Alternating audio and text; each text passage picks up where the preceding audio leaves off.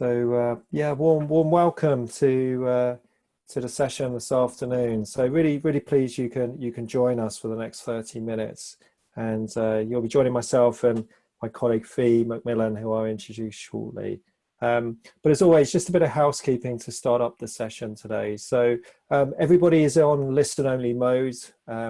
So the way that we can communicate with you is through the chat panel. So please feel free to enter reflections or questions or comments as we're working through the session today, the dialogue with Fi around systemic coaching in nature.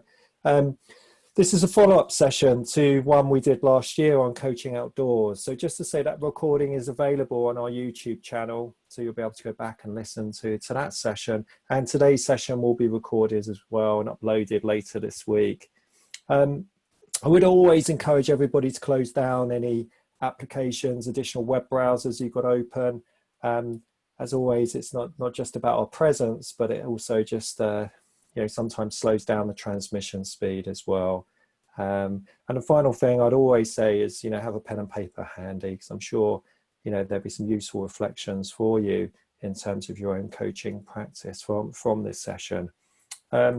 So when you registered, hopefully you received the email with the idea of an experiential exercise to undertake before coming to today's session. And we will reflect on that in a short while. And if you haven't done that, that's fine too, because you'll be able to reflect on other experiences that you've had outdoors in nature. So yeah, it's a real pleasure to be talking with Fi. So Fi and I worked together on our advanced diploma program, specifically on our coaching outdoors modules. Fi's the founder of Wild Leadership, an executive coach, supervisor, an entrepreneur. Yeah, so really grateful you can make the time today, Fi, for this conversation. So yeah, so perhaps we'll just start with a bit about you, Fi. I think it'd be useful for the group. I know some people have connected with you previously, but maybe a bit about your own story about what's led you to be working in this way as a coach. Yes, so I think like the best things in life, it's happened by mistake. And about 10 years ago, as I started training as a coach, I also started spending more and more time outdoors. It was a particularly stressful time in my life, and it was just what I knew I needed to do. So as I was kind of doing more and more outdoors, I was also going into deeper inquiry about myself and also deeper inquiry about my coaching practice. And as I did more stretching things physically, I began to think about what theory might inform the experiences I was having, if you like, an action inquiry kind of lens. And then I moved from doing things that were quite physically robust and noticing a greater sort of courage and resilience in myself to learning on my MSc around systemic intelligence, and then starting to bring that into my work. And that made me wonder about the connection that I experienced outside, and what was that? And the more I looked into the experiences I was having, not just this kind of physical experience, but this much greater sense of connection, the more I found different resonance, and there were quite a few different lenses to look at it through. So that's kind of what brought me in. And then I realized, sitting in my coaching sessions, and a lot of the things that leaders kind of needed, an embodied sense of themselves, greater wisdom, greater presence, greater sense of the complexity they sat in, the more I was thinking, wow, these guys need, and men and women need, some of the experience that I'm having. So I started to coach outdoors then, and it's a really unfolding picture that is still very much, even at the moment, unfolding here. Thank you, Fi. Thank you. And we'd obviously, be lovely to unpick your experiences a bit more during this session. We've got the title today of systemic coaching in nature. So let's just start with perhaps unpicking a bit about what we mean by that phrase. Yeah. So for coaches who've had some kind of grounding in systemic coaching, the kind of obvious place to go with that is the kind of nested systems picture that we have, where we're sitting ourselves in these various levels of system, if you like, and work around constellations or work around map making, that we can use the natural environment to kind of interpret that into, if you like. But I think it's quite interesting if we just go back a step from there and just think about ourselves in a system. So when we step into nature, we sort of have this sort of short code into sensing, if you like, just because of the biomarkers of physiological changes that happen in us. And when that happens, we're bringing ourselves in connection to ourselves, but also in connection to this very, very old sense of connection we have with the natural world. So for me, if I go back to basics on this, when I coach in nature, if I am embodied, if I'm bringing myself fully in presence into that space with my client and supporting and guiding them to do the same, then it is systemic coaching. And from there, we can sort of build that awareness about our connection beyond us and what that tells us about whatever our client's bringing into coaching. Thank you, Fi. And you know, so as you sort of reflect there, you know, the sort of resourcing aspect of that work, the work, you know, the presence, the deep sensing, as you're saying, but then also, I suppose the implicit sort of connection with the wider field, the wider system, but then also potentially some explicit ways of working with that, as you say, through mapping, constellation, systemic modes. Exactly.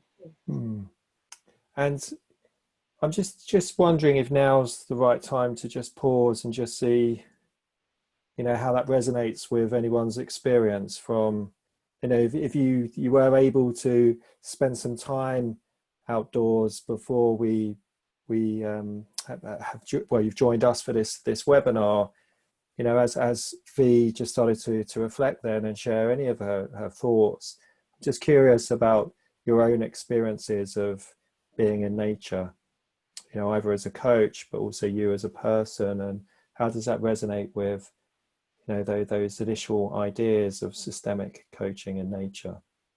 So if you've got any responses to that, you know, please feel free to enter those into the chat panel. And if you send to everyone, it just means everyone on the session today can just read the group's reflections.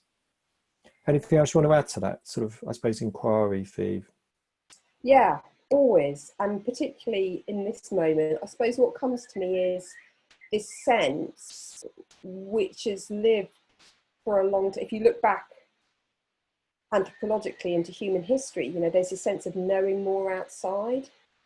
And so I'm curious about what, you know, the group we've got here with us today, how you might know things differently when you go outside, what it is you notice about how you know things differently and how you put yourselves in that space. Yeah. So I'm seeing the chat box is starting to fill.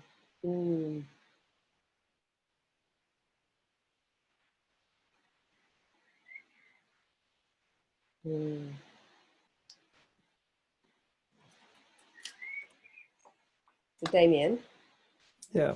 I've got a quote here from Strozzi Heckler, the somatic coach, and I'm just seeing the first comment we had there about the evolutionary connection from Sarah. And the quote is this: over 3 billion years embodied knowledge of survival, adapting, social intelligence, coordinating, intuition and reciprocity live largely unused in us. Yeah.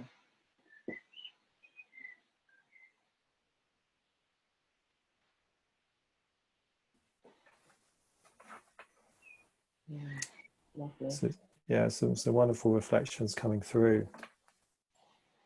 Yes, and I find myself curious looking at the reflections that are coming through. I know we've got many coaches who are with us here today, and I'm wondering about the experience of bringing the coachees alongside in this process. I'm seeing these wonderful experiences of outdoor intelligence, as I call it. And I'm seeing one here from Adi. The first time I coached on a walk, I was worried I could not see as much in the person and read them as well. I saw more due to how they were in the environment. Interesting. Yeah. So it's like this extra, there's this sense here of And I've heard it talked of nature as co-facilitator, as if when we're coaching outside, it isn't just a turbus, there's this kind of live system that we're in and interacting with. Yes, and from Alistair, being in nature seems to frame challenges in a wider context. Yes, and so we've also got this situation when we're working outdoors of, we've got this sort of physicality, the manifestations of nature around us, and being able to work with them as a place to kind of capture our projections, capture the mirroring we do outwards, what's happening inside us. And as a coach, really an extra tool, if you like, I'm not sure about the word tool, but an extra way of getting a different sense of that inquiry we're making, and being able to stand in a different position to it, to really look at it, if you like, and play with it. Play with it if we are doing some map making constellations. Yeah.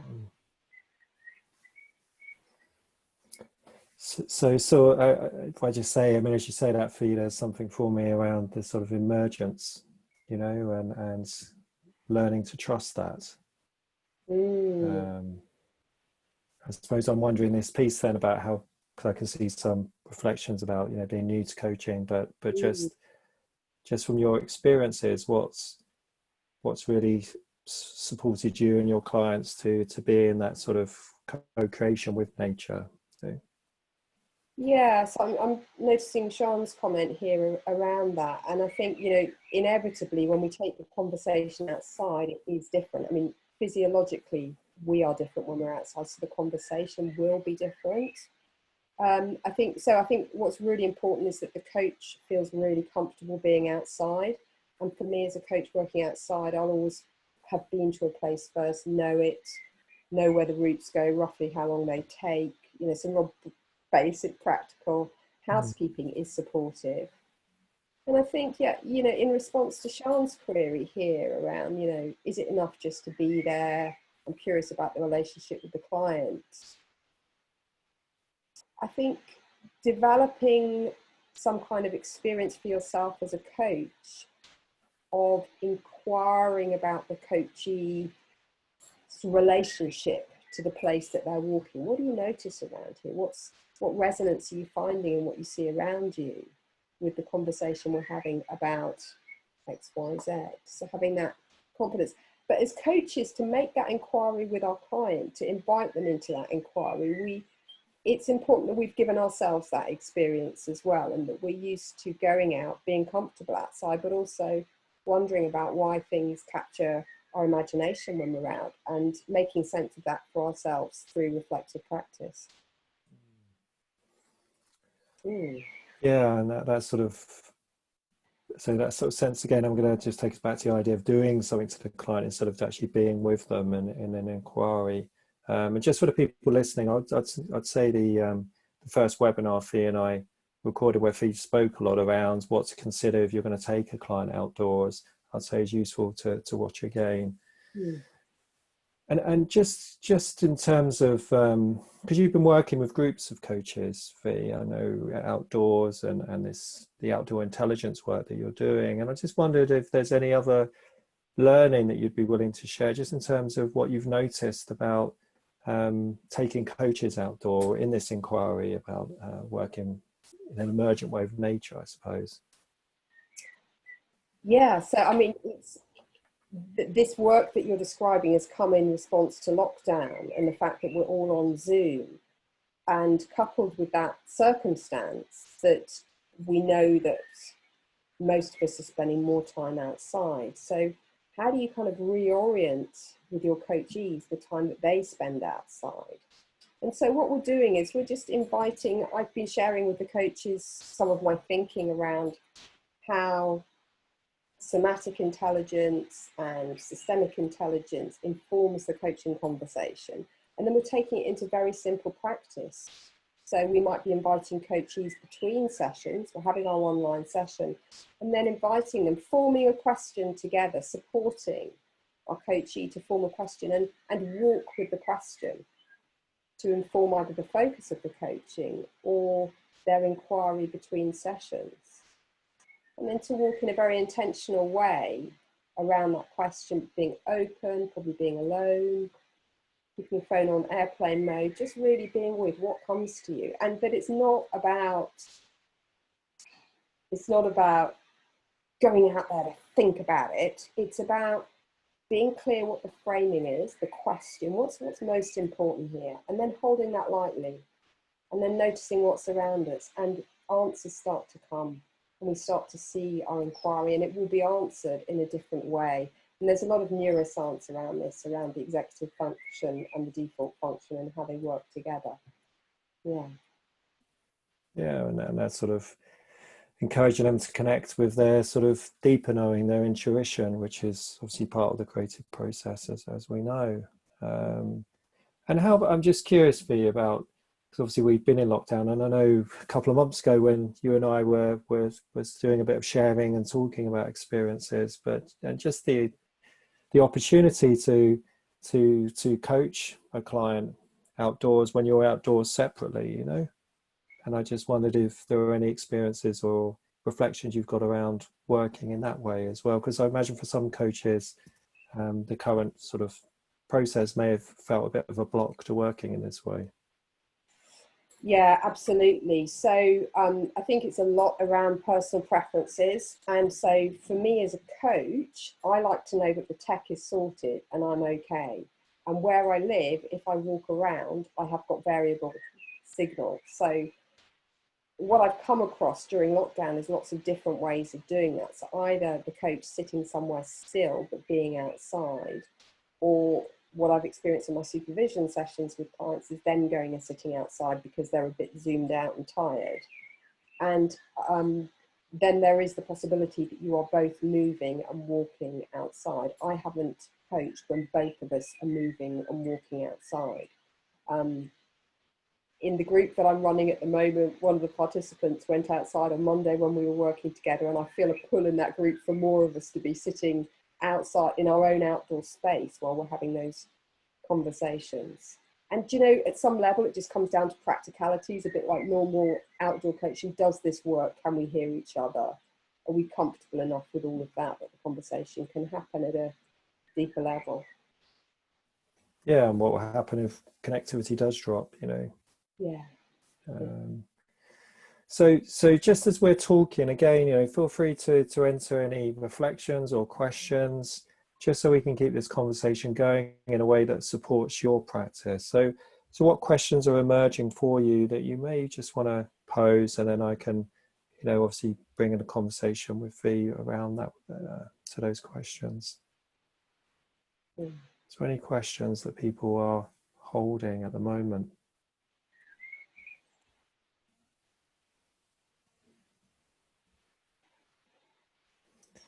So while the questions, have you got any questions yet? Well, keep going, Fi. Okay. So I'm just seeing a question here from Sarah. Can Fi talk more about the relationship between the default and executive function she mentioned a minute ago? Wow.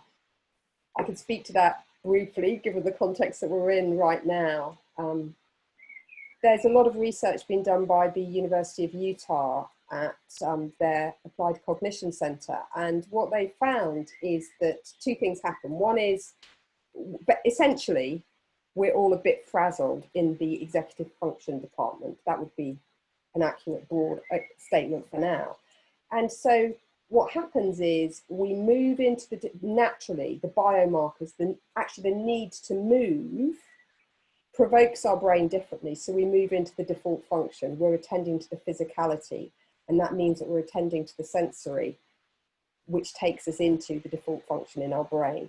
So the executive function stills, the default function, which is integrating, synthesizing ideas, fresh ideas, creative thinking, is more alive. So one dies down and one comes up, if you like.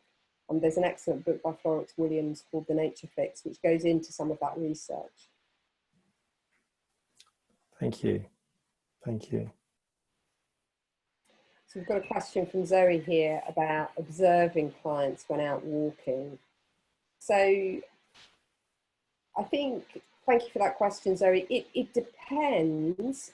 I think that the seeing that we're doing when we're walking outside with our clients is seeing at a felt level, at a sensory level. We're noticing how so it's self-instrument territory, if you like. How does it feel to be next to this person and what's going on? Because as you say, we don't have this direct line of sight if we're walking along next to each other. But we're also getting other cues. We're still noticing their voice, we're still noticing their pace, we might be noticing how they're using their hands.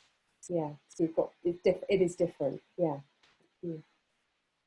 And I think just to say, you know, in other times, sometimes moving closer to the client and then moving away will give you a better read of some of that sort of unspoken data that you might be sensing into. So Anna's just raised the question, how can you use the unexpected as a catalyst for coaching outdoors?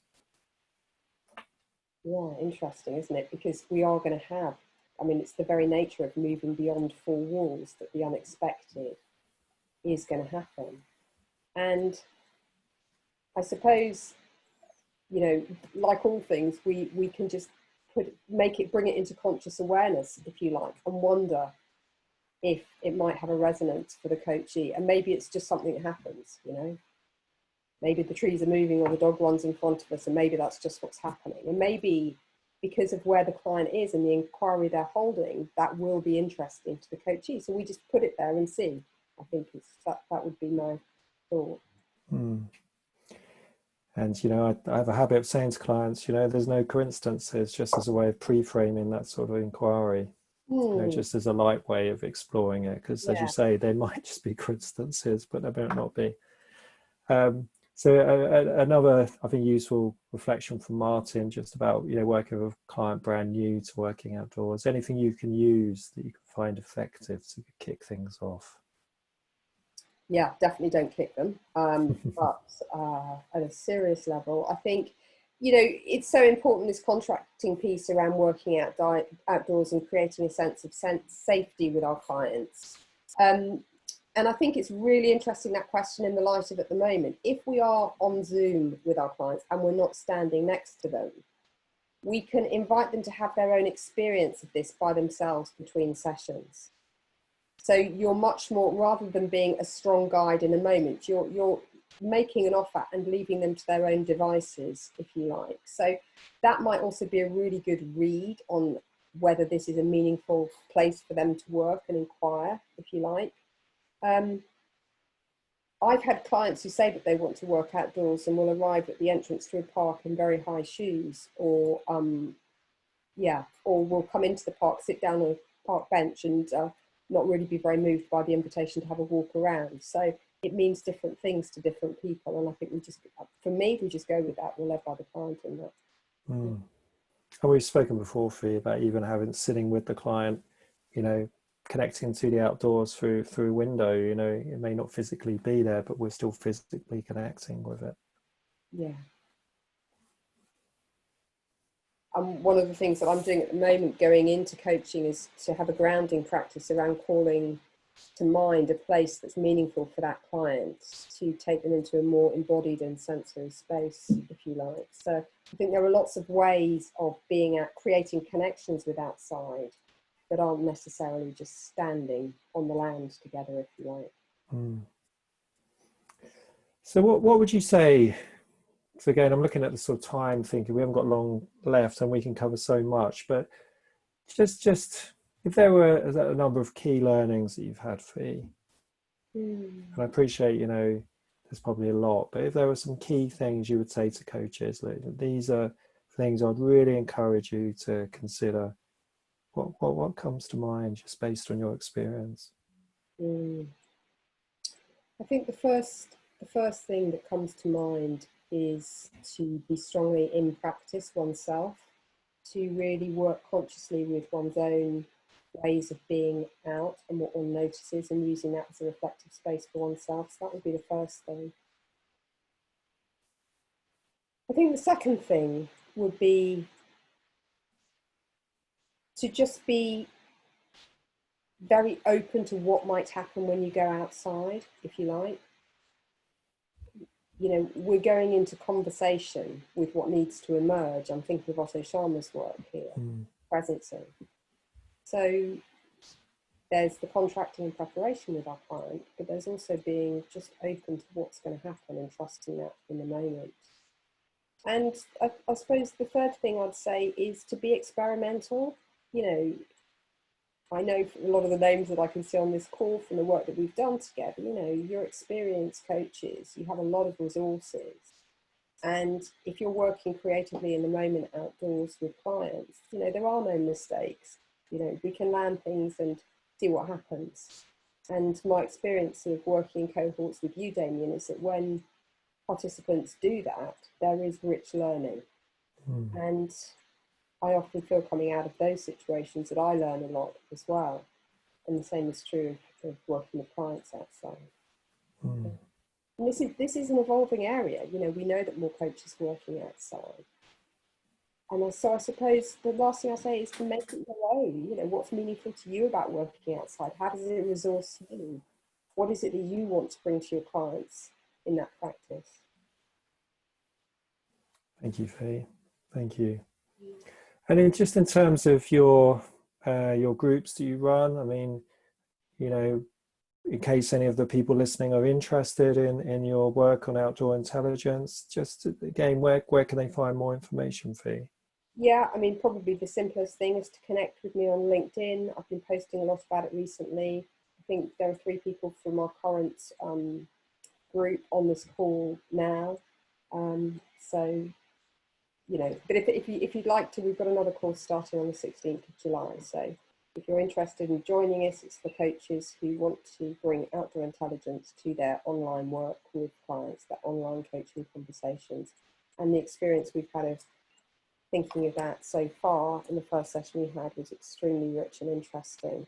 And I understand that it's given a lot of life to those participants in terms of how they want their practice to be.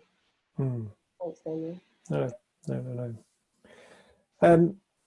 So as always, I hope this has been a useful reflection for you. You know, I really appreciate your time, Fi, and your generosity in terms of your experience.